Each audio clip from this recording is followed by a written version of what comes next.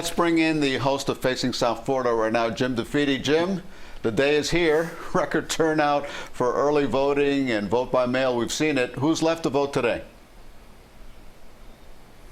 Very few people, actually. It really is an astonishing thing, the turnout that we are seeing.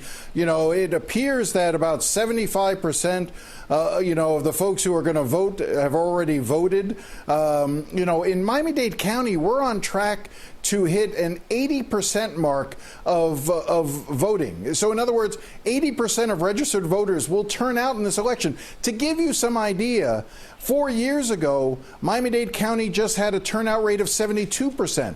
The all-time record in Miami-Dade County for turnout was 73% set in 2004. We're shattering those records in Miami-Dade. Broward doing the exact same thing, hitting upwards of 80%. So, there really just aren't that many voters left. And that's why you're not seeing long lines, or really any lines, at actual voting locations, because people got it done. Jim, we've been talking about the specific demographics of both counties when it comes to Democrats and Republicans, and President Trump trying to narrow that divide because Democrats do outweigh Republicans in both Miami-Dade and Broward. So what might we expect from those two counties tonight, considering there are also a lot of no-party affiliation voters?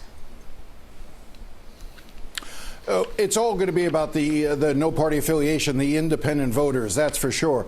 Look, in 2016, Hillary Clinton won Miami-Dade County by 30 points. Nobody thinks that Joe Biden will win Miami-Dade County by 30 points. A more realistic target is what Barack Obama got in Miami-Dade County, which was about 25%.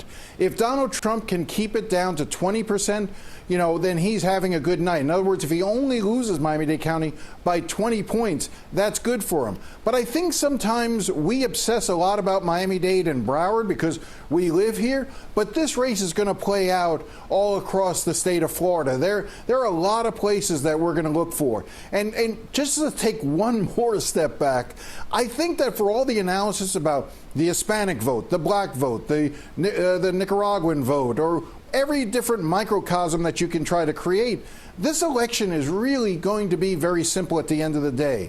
Do voters 65 and over and white women, do they stay with the president as they did in 2016, or do enough of them leave him and vote for Joe Biden to make Joe Biden the next president? If they abandon the president, if they feel that they can't support him any longer, Joe Biden will win the presidency. If they stay with Donald Trump, if he holds on to those voters, those two key massive blocks, then he's well on his way to winning another 4 years. And that's true not just in Florida, but in almost every one of these battleground states we're seeing.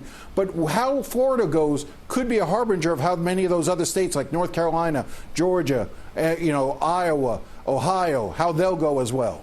And how Florida goes, we will start seeing in approximately 3 hours from now. We will be here, strapped in. Jim DeFede, you'll be here with us as well as we get those first returns and see if we can see some signs on what Florida is saying about the national election.